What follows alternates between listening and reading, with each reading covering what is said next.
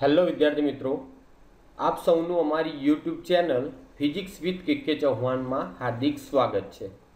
વિદ્યાર્થી મિત્રો, આજના વિડીયોની અંદર આપણે ધોરણ 10નું પ્રકરણ નંબર 1 રાસાયણિક પ્રક્રિયાઓ અને સમીકરણો વિશે અભ્યાસ કરવાના છીએ, જેની અંદર આપણે આજે રાસાયણિક સમીકરણો એટલે કે રાસાયણિક પ્રક્રિયાઓ કરવા માટે अथवा तो रासायनिक प्रक्रिया शू छे, रासायनिक प्रक्रियाना कारणे शो फेरफार थाय एना विषे अभ्यास करवाना छीए।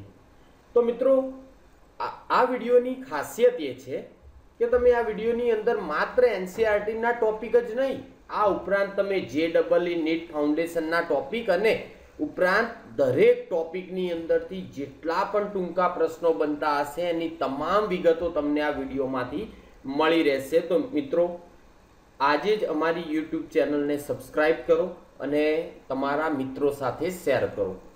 તો ચલો સ્ટાર્ટ કરીએ છીએ।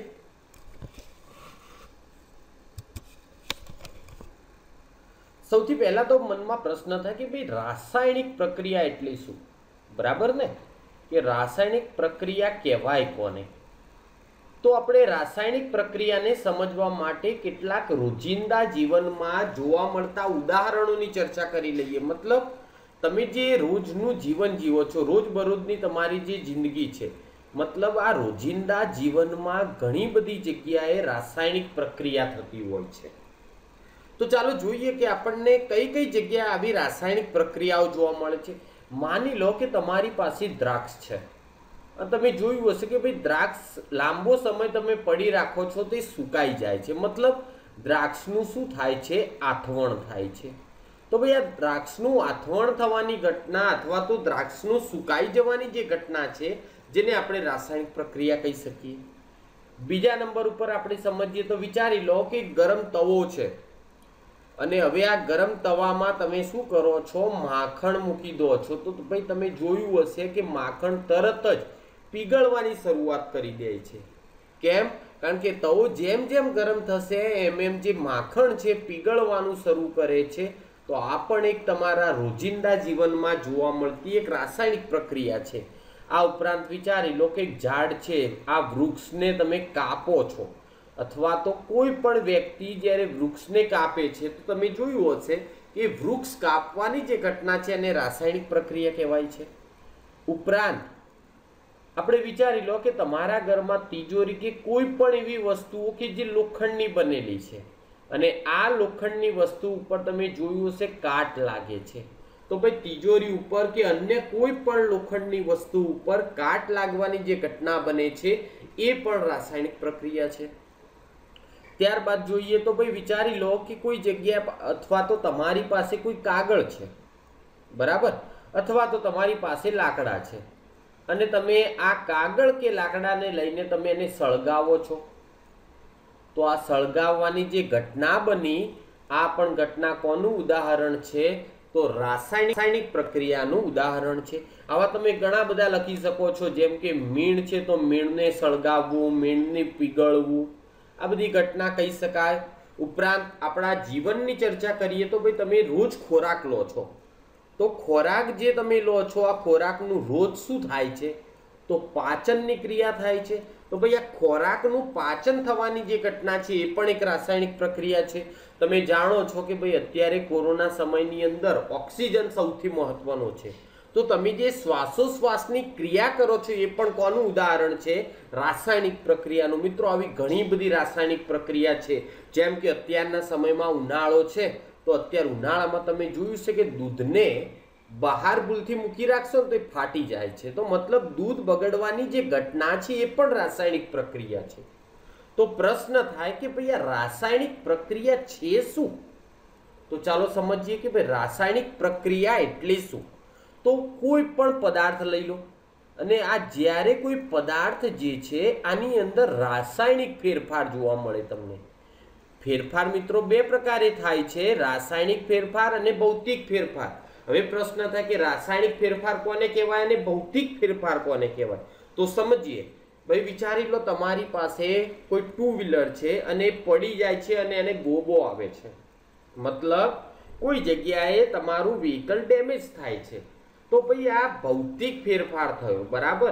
परंतु मानी लो कि तमे जे दूध छे आ दूध फाटी जईने एमांथी तमे दही बनावो छो, तो अहींया जुओ एनी अंदर जे फेरफार थयो छे ने भौतिक फेरफार नथी, आखो पदार्थ ज बदलाई गयो। मतलब कोईपण पदार्थमां ज्यारे रासायणिक फेरफार थाय जेने आपणे कहीशुं रासायणिक प्रक्रिया। तो मित्रों ख्याल आवे छे? कोईपण पदार्थमां थता रासायणिक फेरफारने शुं कहे छे? तो रासायणिक प्रक्रिया कहे छे। अने हवे प्रश्न थाय कि रासायणिक प्रक्रिया थवाथी शुं फेरफार थाय? तो घणा बधा फेरफार थाय मित्रों, जेमांथी एक अवस्थामां परिवर्तन थाय। शेमां परिवर्तन थाय मित्रों? तो अवस्थामां परिवर्तन। हवे आपणे जे पण प्रश्न जोईशुं मित्रों एनी अंदर घणा बधा टूंका प्रश्नो आवी जशे।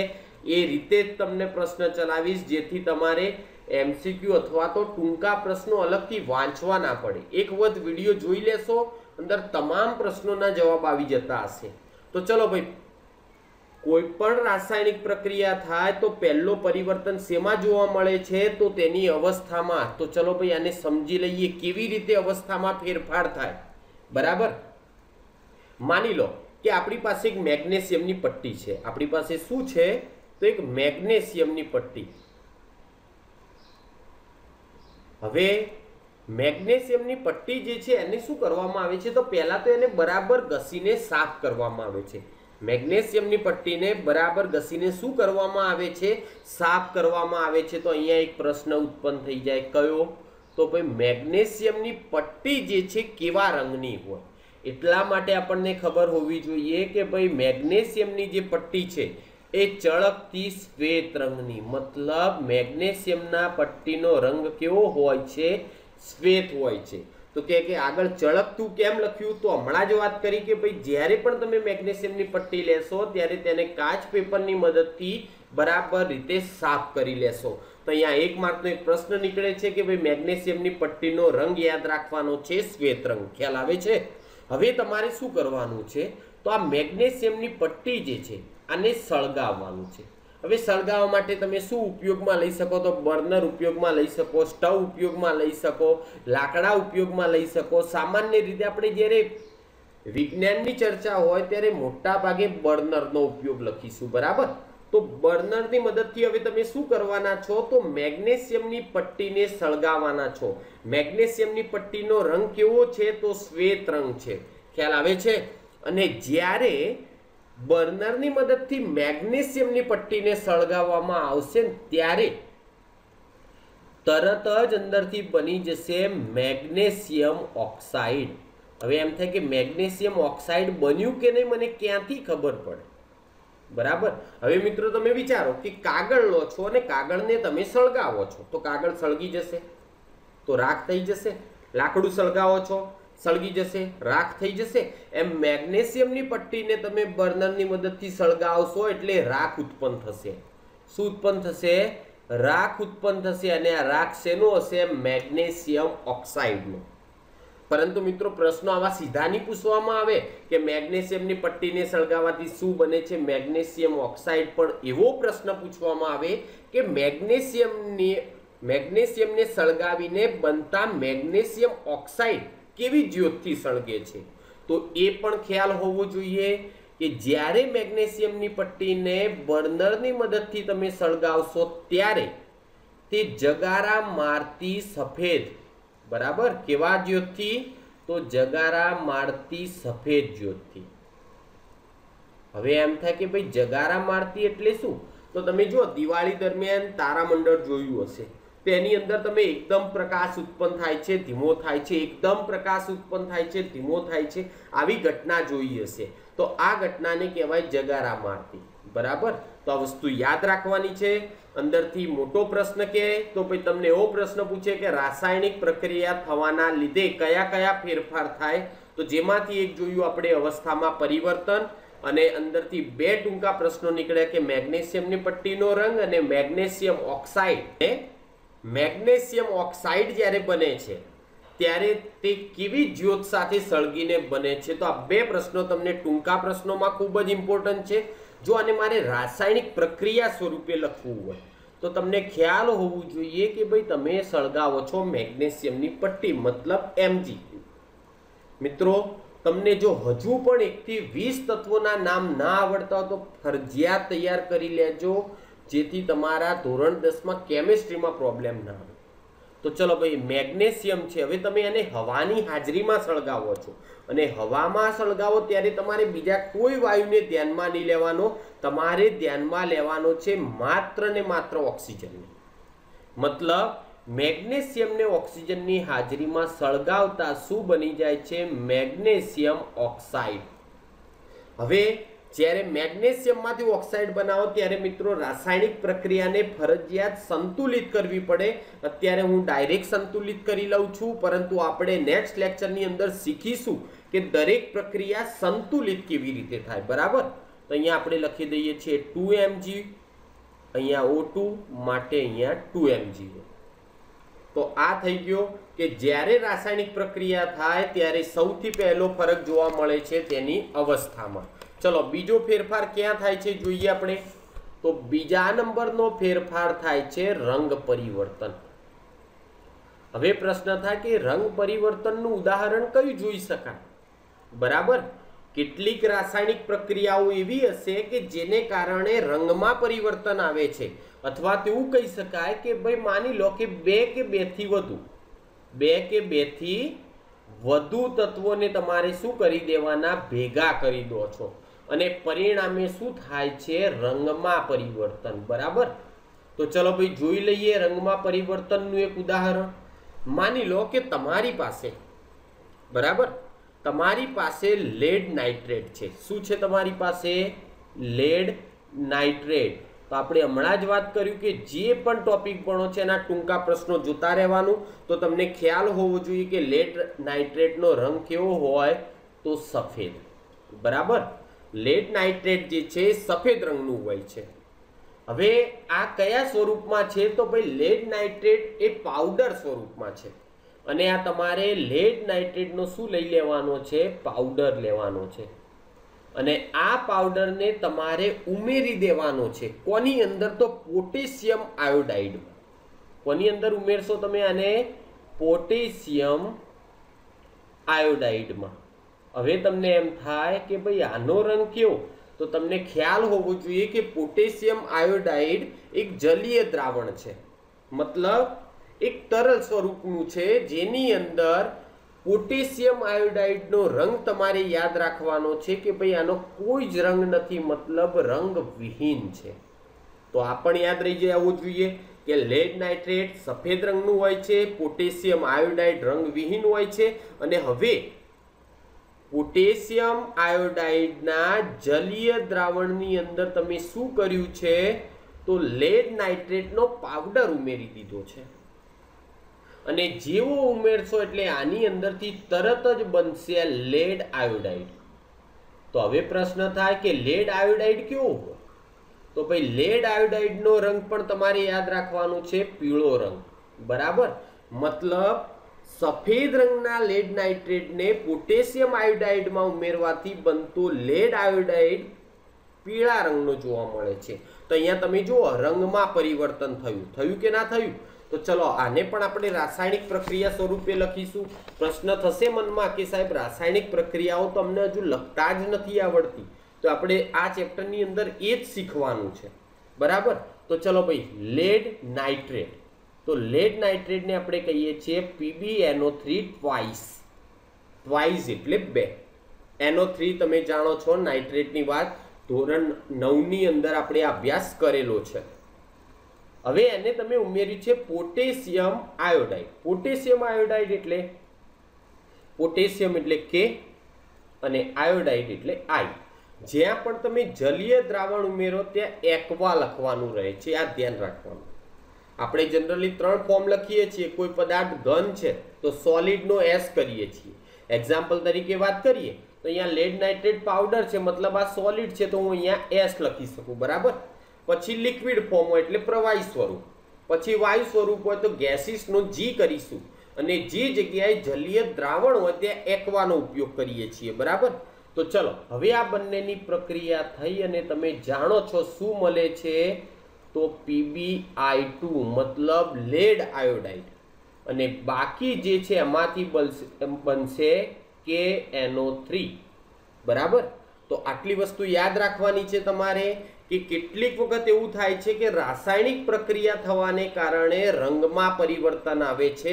તો ભાઈ રાસાયણિક પ્રક્રિયાથી આપણે પહેલા જોયું, શું જોયું તો આપણે, તો ભાઈ કેટલીક વખત જ્યારે બે ઘટકોની અંદર ફેરવવામાં આવે ત્યારે જે ઘટક છે આ ઘટકમાં જ ફેરફાર થાય છે, મતલબ તેની અવસ્થામાં ફેરફાર થાય છે। બીજો ફેરફાર જોયો કે કેટલીક વખત રંગમાં પરિવર્તન થાય છે। ચલો ત્રીજા નંબરે જોઈએ કે કેટલીક વખતે વાયુ ઉત્પન્ન થાય છે, મતલબ વાયુ ઉદ્ભવે છે। તો એ પણ સમજી લઈએ કેવી રીતે। માની લો કે તમારી પાસે ઝીંકના ટુકડા છે, બરાબર। તમારી પાસે શું છે, ઝીંકના ટુકડા છે, અને આ ઝીંકના ટુકડાને લઈને તમે શું કરવાના છો, તો મંદ હાઇડ્રોક્લોરિક એસિડમાં ઉમેરી દેવાના। તમારે શું કરવાનું છે, ઝીંકના ટુકડા લેવાના છે, અને આ જે ઝીંકના ટુકડા છે એને મંદ હાઇડ્રોક્લોરિક એસિડમાં ઉમેરી દેવાના છે। તો તરત જ આ બંનેની પ્રક્રિયા થશે અને અંદરથી હાઇડ્રોજન વાયુ શું થઈ જાય છે, ઉત્પન્ન થાય છે। તો આ વસ્તુ આપણે ધ્યાન રાખવાની છે। ચલો પ્રક્રિયા સ્વરૂપે લખીએ તો ઝીંકની પ્રક્રિયા જ્યારે HCl मतलब હાઇડ્રોક્લોરિક એસિડ સાથે, બરાબર, તો તરત જ બને છે ZnCl2। હવે વાત રહી એનાથી આગળ, તો ભાઈ આના ઉપરાંત ઉત્પન્ન શું થયું, તો હાઇડ્રોજન, અને જ્યારે Zn ની પ્રક્રિયા હાઇડ્રોક્લોરિક એસિડ સાથે થઈ અને ZnCl2 બની ગયું ત્યારે અંદરથી હાઇડ્રોજન તો ઉત્પન્ન થયું, પણ સાથે સાથે અંદર ઘણી મોટી માત્રામાં ઉષ્મા પણ ઉત્પન્ન થાય છે, બરાબર। તો આ વસ્તુ પણ તમારે ધ્યાન રાખવાનું છે। ચલો ભાઈ વાયુ ઉત્પન્ન થતું એક પ્રયોગની વાત કરીએ તો ભાઈ જ્યારે ઝીંકના ટુકડાને તમે મંદ HCl ની અંદર ઉમેરો છો ત્યારે અંદરથી શું મળે છે, તો હાઇડ્રોજન વાયુ મળે છે। તો આ હતો ત્રીજો ફેરફાર। અને છેલ્લો ફેરફારની વાત કરીએ તો કેટલીક વખત રાસાયણિક ફેરફાર થવાને કારણે તાપમાનમાં પરિવર્તન આવે છે, બરાબર। ચલો ભાઈ તો આ પણ સમજી લઈએ કે કેવી રીતે તાપમાનમાં પરિવર્તન આવે। તો માની લો તમારી પાસે બે પદાર્થ છે અને આ બે પદાર્થો વચ્ચે તમે રાસાયણિક પ્રક્રિયા કરાવો છો। માની લો મારી પાસે એક પદાર્થ છે અને આ બી પદાર્થ છે, અને આ બંને વચ્ચે તમે શું કરાવો છો, તો રાસાયણિક પ્રક્રિયા કરાવો છો। અને જ્યારે બે પદાર્થો વચ્ચે રાસાયણિક પ્રક્રિયા થશે તો તરત જ અંદર તાપમાન જે છે આ તાપમાનની અંદર કાં તો વધારો થશે કાં તો ઘટાડો થશે। એક્ઝામ્પલ તરીકે વાત કરું, તમારી પાસે સાંદ્ર એસિડ। હવે પ્રશ્ન થાય કે સાહેબ સાંદ્ર એટલે શું, તો એસિડ જે છે ને બે પ્રકારના હોય, એક સાંદ્ર હોય અને એક મંદ હોય। સાંદ્રનો મતલબ એકદમ તીવ્ર છે, મતલબ તમે એના સ્પર્શમાં આવશો તો તમારી માટે દાહક હશે, અને મંદ એ તમારી માટે એટલું દાહક હશે નહીં। તો સાંદ્ર એસિડ જે છે આની અંદર માની લો તમે પાણી ઉમેરો છો તો તરત જ તેનું જે તાપમાન છે આ તાપમાનમાં વધારો થવા લાગશે, બરાબર। તો આ તમને ખ્યાલ હોવું જોઈએ, જ્યારે પણ તમે કોઈ એસિડની અંદર પાણી નાખશો ને તરત જ તાપમાન વધશે। તમે જુઓ આનું ઉદાહરણ તો ઘરમાં પણ જોયું હશે। તમારા ઘરમાં જે એસિડની બોટલ પડી હશે ને એ જો બોટલને કંઈ નહીં થતું, પરંતુ જ્યારે એને ટોયલેટમાં કે બાથરૂમમાં વેડવામાં આવે છે ને ત્યારે બરાબરની તીવ્રતા છૂટે છે, મતલબ તાપમાન એકદમ ગરમ કરે છે। કેમ? કારણ કે અંદર પાણી ઉમેરાયું છે। આ જ રીતે માની લો તમારી પાસે કોઈ સાંદ્ર બેઝ છે। હવે તમને એસિડ અને બેઝનો પણ ખ્યાલ નહીં હોય તો એ પણ આપણે આ ચેપ્ટરોમાં સમજવાનું છે। તો ચલો ભાઈ સાંદ્ર બેઝની અંદર માની લો હું પાણી ઉમેરી દઉં તો શું થાય, તો મનમાં થાય કે સાહેબ તાપમાન ઘટી જતું હશે, તો ભાઈ ખોટી વાત। તો પણ તાપમાનમાં વધારો થાય, મતલબ તમારી પાસે એસિડ હોય કે બેઝ હોય પાણી સાથે પ્રક્રિયા કરશે તો તાપમાનમાં વધારો જ થશે। અને વાત કરીએ માની લો મારી પાસે નવસાર છે। હવે પ્રશ્ન થાય નવસાર એટલે શું, તો એમોનિયમ ક્લોરાઇડ, બરાબર। તો આ યાદ રાખવાનું છે, નવસારને આપણે શું કહીએ છીએ, એમોનિયમ ક્લોરાઇડ। અને એમોનિયમ ક્લોરાઇડનું સૂત્રની ચર્ચા કરીએ તો એમોનિયા એટલે NH4 અને ક્લોરાઇડનો Cl, બરાબર। જો માની લો કે હું નવસારની અંદર પાણી ઉમેરી દઉં તો શું થાય, તો તરત જે પણ તાપમાન હશે એ તાપમાન ઘટવા લાગશે, મતલબ ઘટે છે। તો આ રીતે તમને ખ્યાલ હોવો જોઈએ કે કોઈ પણ રાસાયણિક પ્રક્રિયા કોને કહેવાય, તો ભાઈ જે પણ પદાર્થ છે, બરાબર, જે પણ તમારી પાસે પદાર્થ છે એની અંદર રાસાયણિક ફેરફાર થવા જોઈએ તો રાસાયણિક પ્રક્રિયા કહેવાય। અને રાસાયણિક પ્રક્રિયા થાય છે કે નહીં તો એના 4 લક્ષણો તમને દેખાવા જોઈએ। કાં તો એની અવસ્થા બદલાવી જોઈએ, કાં તો એનું તાપમાન બદલાવવું જોઈએ, કાં તો એમાંથી વાયુ ઉત્પન્ન થવું જોઈએ, કાં તો એમાંથી રંગ પરિવર્તન થવું જોઈએ। આ 4 એવી ઘટનાઓ છે કે જે રાસાયણિક પ્રક્રિયાઓ થાય ત્યારે તમને જોવા મળે છે। તો આજનો લેક્ચર આપણે અહીંયા પૂર્ણ કરીએ છીએ।